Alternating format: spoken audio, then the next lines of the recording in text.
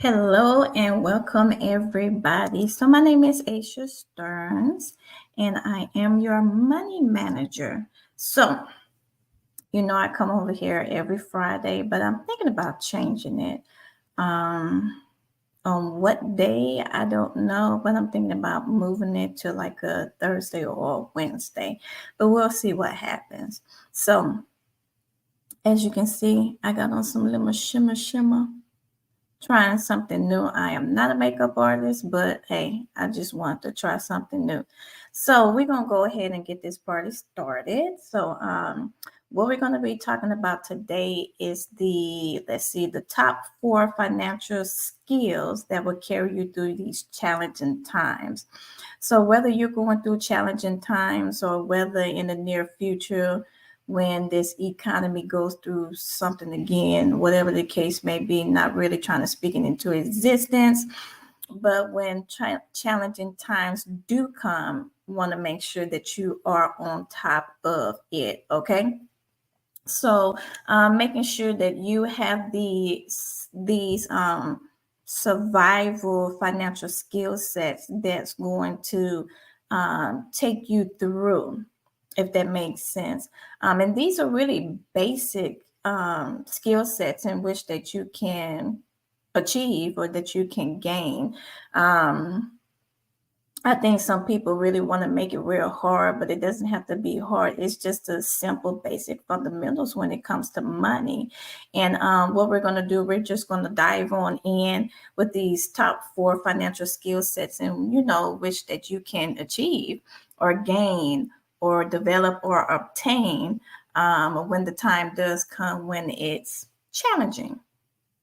So let's see. The first one is to be able to differentiate the difference between the wants and the needs. When you're going through challenging times, you're going to have to decipher what is a want and also what is a need. What is a want means something that you can live without. What is a need is something that you cannot live without.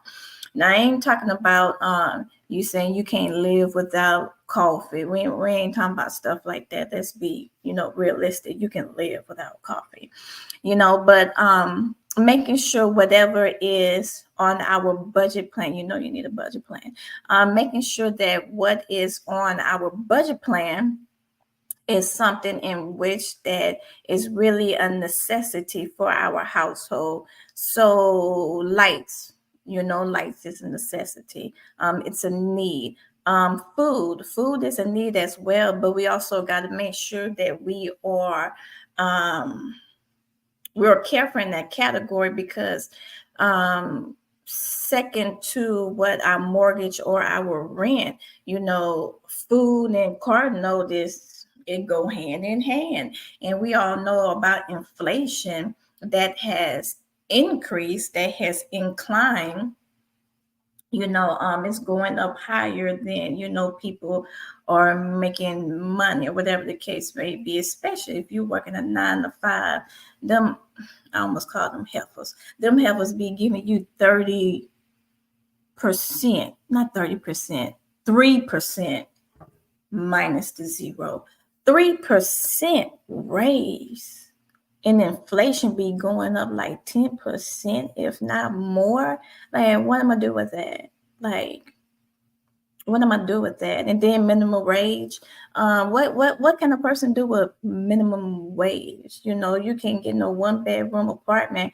I know this girl who lives in Florida. A 1 bedroom, 1 bath apartment is at least $2K. Okay, it's at least $2,000. That is ridiculous. Like, seriously.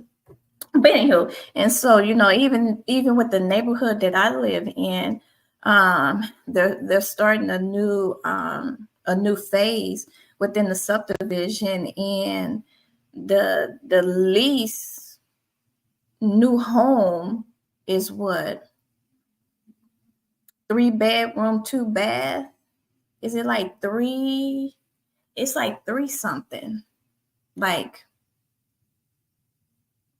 350K, and that's just for a 3-bedroom, 2-bath. I remember when me and my husband moved into our first house, that we had a 3-bedroom, 2-bath with a study. We paid 135. 135.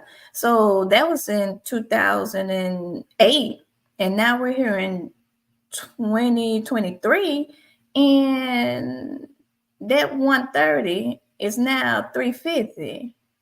That you get what I'm saying? So again, differentiate the difference between a need and a want. A want is you can do away with that purse. I'm just saying, whether it's fake or real, you can do away with it. Whether it's authenticity, I like that. This girl named, what is her name? What is her name? Nicole something. But she says authenticity. That's where I get that from. And you really don't need all that when you're going through challenging times. I believe in the state in which that I am in, the mindset is that if it really doesn't bring any value, what is the point? Like, seriously, what is the point? Now, I know we like to look good, we like to smell good, and there's nothing wrong with that. You can always fit that into your budget. But what I'm saying is that when it comes to them challenging times, know the difference between the need and the want. The next one we're going to talk about is save anyway. Save anyway. And what does that mean? It means save anyway. They have a lot of a lot of saving challenges that's going out, to where, you can really save. Even if it's just $5, you can save. Like, seriously, you can really save.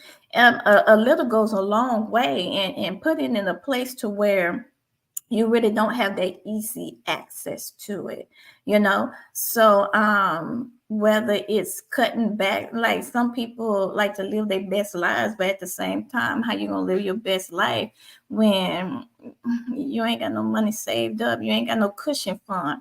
People like to say a sinking fund. The type of person that I am, I'm very careful with my words. I'm gonna be very careful what I call a thing.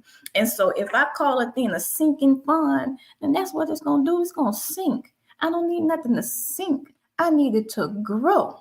Or it need to be a cushion fund, like cushion. Like when you fall onto cushion. I don't want to fall into a sinking fund, because if I fall into a sinking fund, I'm gonna sink right along with it. That just don't make any sense. So we have to be more careful with the words that come out of our mouths and what we are calling a thing, because our words have creative power. Okay, our words have creative power, and we have to make sure that we are really being careful what we're naming a thing. Like, name that thing prosperity, or name that thing blooming, growing, increasing. Like, it makes a difference. Like, seriously, call it what you want it to be. If you call it a sinking fund, then that's what it's gonna sink like the Titanic, which is what, in the abyss of the sea. And we don't want it to go there unless it's an evil spirit. We don't want it to go there. So save anyway, and come to a place to where you're disciplined enough to save. Okay, you're disciplined enough to save. Just put that money to the side, because it really is going to help out in the long run. Number three is know how to budget and be disciplined. Everybody needs a budget plan. And I think some people are afraid of the B word, budget, not the other one. And so I think people are afraid of budgeting because they feel that they're going to be limited to what they can do. A budget plan is you planning your money. You're planning your money. You're planning your money to go to a particular place. There's this saying that money is a horrible master, but it's a great servant. It's a horrible master, but it's a great servant. You're the one who are the master of your money. You're the one who's the boss of your money. Don't allow money to have a negative connotation to where it becomes mammon instead of it obeying you, instead of you obeying it. Okay, we are the boss. Okay, we are the boss of our money, and so money is supposed to be serving us. We're supposed to call money at will. There's this book called Money is a Spirit by Dr. Paula A. Price, and it's a really good book. I believe that y'all should read it because it's a spiritual thing. This apostle once said that money is a spirit wrapped in paper, and I never understood it until now. Well, not now at this very minute, but I never understood until now, because money is a spirit. Money is nothing but a spirit wrapped in paper. Paper is the body, but money is a spirit. Money was created by God. God is a spirit, so money is a spirit. So since that we are a spirit as well, especially us being born again from above of his spirit, and Jesus now has the power and authority over in the heavens and in the earth. We have the power over money. We really do. And so telling our money where to go. We tell our money where to go. So when it goes to Starbucks, you're telling your money where to go. When it goes to the car payment, you're telling your money where to go. Wherever you're spending your money, you are telling it where to go. So when you come to a place to where, you know, it's Friday and you already broke and you just got paid, you're going to have to look at your budget plan. You're going to have to look at your expenses, and you're going to have to look at your income, which is the next thing in which that we're going to talk about is income.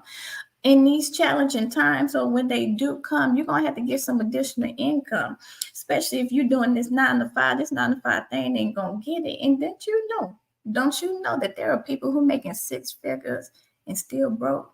It's not necessarily about how much you make, but it's more necessarily about how much you keep, how much you are profiting. Again, there are people who are making 6 figures and still broke. There are people who are making more money than they ever have made, but yet they're still broke. Why? Because not managing money properly. You have to manage your money properly. But let's go back to the narration, which is getting additional income. You can't just depend on that one income. There's this saying that says that we're supposed to have at least 7 streams of income. Probably need more than that. Ain't nothing wrong with that. But if you're at a place to where what's coming in is not enough, baby, get you another job. Whether it's a second job or create a business, a legitimate business. You get what I'm saying? Because what I have learned as a tax professional is that these tax laws are written in the benefit of business owners and entrepreneurs, and especially real estate. That's who is benefiting. So if you are so if you're in a place to where you're not getting a refund, or if there's to a place to where you paying to where it depends. It just depends. But I'm gonna say the average person. We're gonna talk about the average person. You're gonna have to open up you a legitimate keyword business. A legitimate business to see how can you bring more money into your household, because when these challenging times come, and unfortunately, they're going to come, because you know they brewing up something. I don't know what they brewing up, but they brewing up something in the realm of the spirit. Hear me. They brewing up something in the realm of the spirit, and they trying to make it more potent than COVID-19. COVID-19, now it probably was a test run, and whatever's coming next, going to try to blow you out the water. But not you. Why? because you're going to have these skill sets, and there's much more. These are just the basic top 4, but you're going to be well more prepared. And basically, whatever Holy Ghost tells you to do, you do that so that you can make sure that you are on top. So no matter what is going on in the economy of the world, you're really basing your economy from the realm of the heavens instead of from this worldly economy. Okay.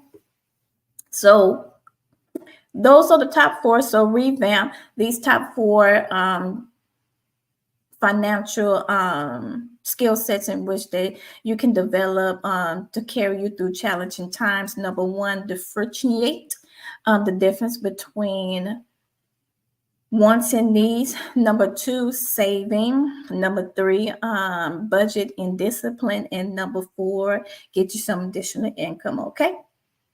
So if you're just catching the replay, sorry that I missed you, but go ahead and do #replay. I need for y'all to respond. Like, seriously, like, type, say hello, do something, do something. You know how they used to say you walk in a room and you don't say nothing that's rude? Same thing. Ask me how I know, because I used to do it, but I repent. Now I speak. I open up my mouth. So make sure you do #replay, say hi, like, subscribe, whatever else that you're supposed to do in social media. But I'll tune in next time. Again, I'm thinking about moving this off of Fridays into another day. Not sure what day, but of course I'll let you know. Okay. So you'll go ahead and take care, and I will talk to you soon. Okay. Bye.